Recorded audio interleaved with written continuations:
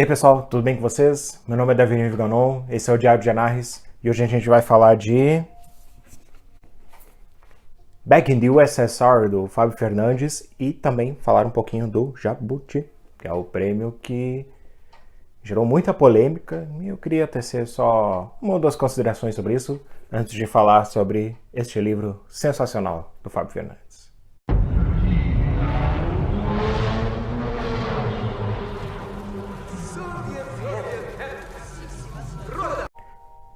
Bem, como vocês devem saber, o Back in the USSR, o livro de hoje, é um dos livros que foi indicado ao Prêmio Jabuti.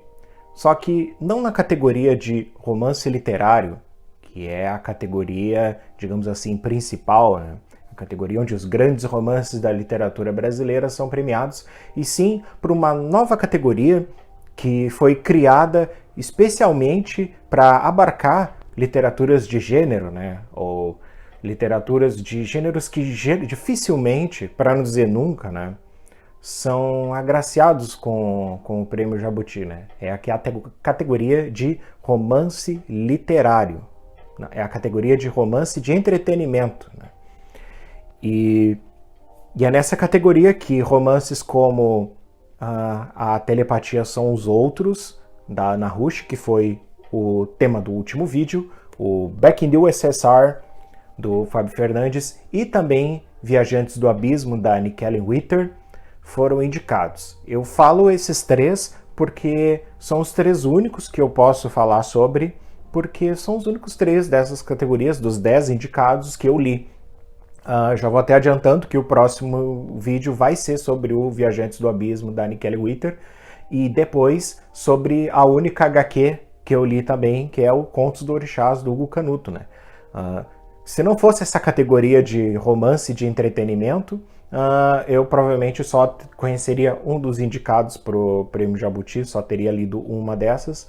Mas antes de falar sobre o livro, já vou adiantando que é excelente, queria falar só uma coisa sobre essa criação da nova categoria, né?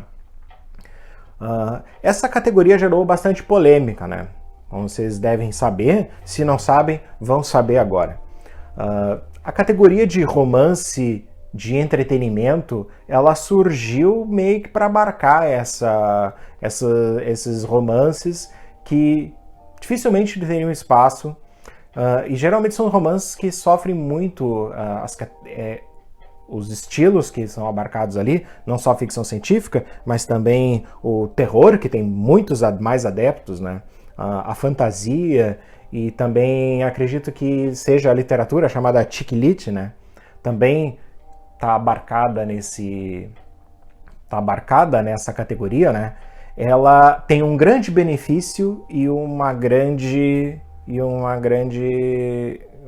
polêmica, né? Um lado ruim, né? Primeiro, o lado bom é que você cria um espaço em que essas obras podem ser vistas, né? E isso é inegável, né? Romances, como eu já falei, dificilmente seriam colocados como esses três que eu citei. A gente dificilmente veria numa categoria que é ao lado de, por exemplo, Torturado, né? Do Itamar Vieira Júnior, né? Mas também o que incomoda é a forma como esses romances são apresentados, né? Eles são apresentados numa categoria à parte, né? Que, por um lado, como já disse, expõe, coloca em evidência essas obras, elas também colocam como uma coisa abaixo, né? Porque do lado tem romance literário e romance de entretenimento, né? A gente pode achar inúmeros motivos para não ver diferença entre essas duas categorias, né? Porque os romances que estão na categoria de romance de entretenimento, eles são literatura, eles são literários. E os romances que estão na categoria de romance literário também são entretenimentos, né? Entretenimento não é a mesma coisa que diversão, né? Ler um romance que faz você pensar... Eu vou dar o exemplo do Torturado, que é o que eu conheço mais, né? Ele trata de temas pesados, né? Ele trata da remanescência de elementos da escravidão, ainda no mundo agrário, né? No mundo rural, né? E também, mas se aprofundar nesse mundo também é um entretenimento, né? Não é só porque conscientiza ou porque nos traz um mundo diferente que ele não seja o significado de entreter, né? E o romance literário também não quer dizer que não seja literatura, né? A gente pode usar o exemplo da Telepatia São os Outros, como eu já falei antes, que tem uma história profunda, que tem uma escrita que não perde em nada em termos de peso dramático, né? Para as categorias, para os livros do romance literário, né? Pro que a gente, ao menos pelo que a gente imagina lá. E também por falta de elementos fantásticos, a gente pode encontrar ambos nos dois lados, né? Nas duas categorias a gente pode encontrar. Então, o que é que diferencia, né? Na minha opinião, acho que, trocando por miúdos, o que a gente tem é ainda a ratificação do preconceito entre alta literatura, no romance literário, e baixa literatura, no romance de entretenimento, né? Ainda é colocado, apesar de você ter uma evidência maior, você coloca num lugar pior que uma Série B, por exemplo, né? Imagina fazer uma comparação com o Campeonato Brasileiro, né? É como se essa categoria fosse a Série B, né? Vamos criar uma Série B em que eles disputam o troféu da Série B, só que é pior ainda, né? Porque o troféu da Série B, o campeão e os 4 primeiros ainda podem disputar a Série A no outro ano seguinte. Aqui não, né? Aqui se criou um lugar, porque se criou uma demanda para que uma demanda inclusive de mercado, né?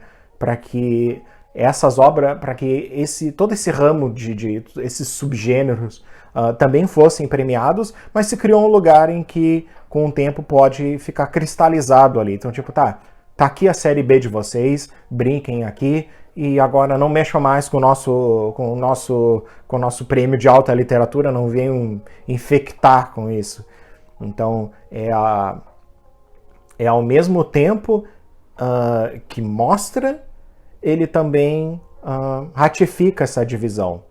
Mas acredito que obras com uma grande qualidade que estão vindo no que eles chamam de romance literário acabam, na verdade, penso eu, expondo o quão ridícula é essa divisão, né? O quão ridículo é esse preconceito entre alta literatura e baixa literatura. Então é a chamada faca de dois legumes, né? A faca de dois gumes que aí, bem, só com o tempo a gente vai poder ver se essa divisão ela vai se ratificar, ela vai sedimentar essa divisão, ou vai acabar se tornando, como eu espero que seja, né, uma vergonha alheia para quem pretende fazer uma separação, porque a gente vê romances de excelente qualidade nas duas e vê o que separa as duas é puro preconceito, né? Agora, se isso vai, como é que isso vai se desenrolar nos anos seguintes, né? A categoria está estreando esse ano, só o futuro vai saber. E por falar na qualidade, né, o que eu acho que a gente pode fazer no canal por enquanto é falar da qualidade dos romances que se encaixam nesse romance literário, né? Já falei da Telepatia São os Outros na semana anterior, né, no último episódio, e agora falar do Back in the USSR do Fábio Fernandes, né, que é outro desses romances que são finalistas do Jabuti, e aqui com uma abordagem muito diferente, né? Uma abordagem bem divertida. O próprio título aqui, o subtítulo fala, né, um thriller surrealista, né? Então é meio que ante tudo o que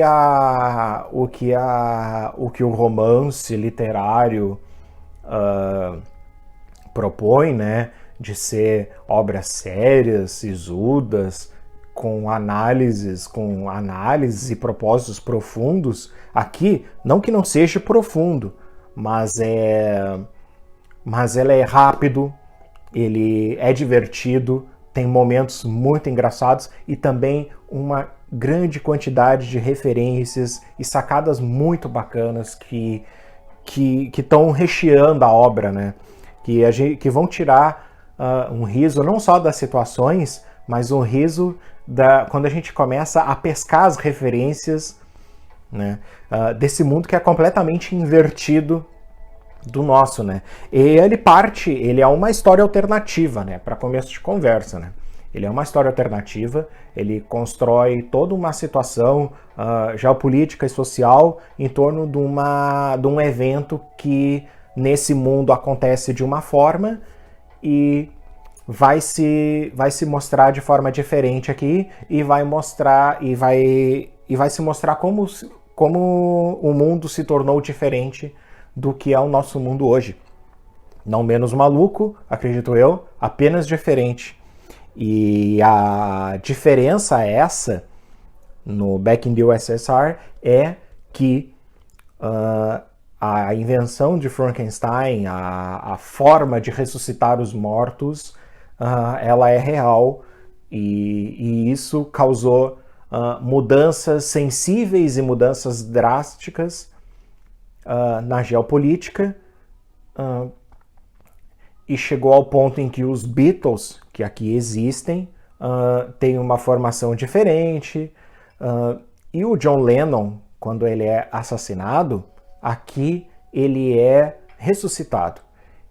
E essa diferença no âmbito pessoal da vida do personagem, né? O John Lennon é o protagonista do livro, que vai desencadear os eventos e no qual ele é literalmente forçado a entrar, né? E a gente vai acompanhar essa saga divertida que ele é muito rápido, mas às vezes é interrompido por momentos de reflexão com como seriam certos pensadores imaginando um mundo em que a ressurreição é uma realidade, né? Ela pode ser feita tantas vezes, ela tem um certo número de regras para ser feita, né? Não pode, o corpo tem que estar, digamos assim, inteiro e tem que ser feito muito rápido, né? E isso tudo ele explica aqui, explica também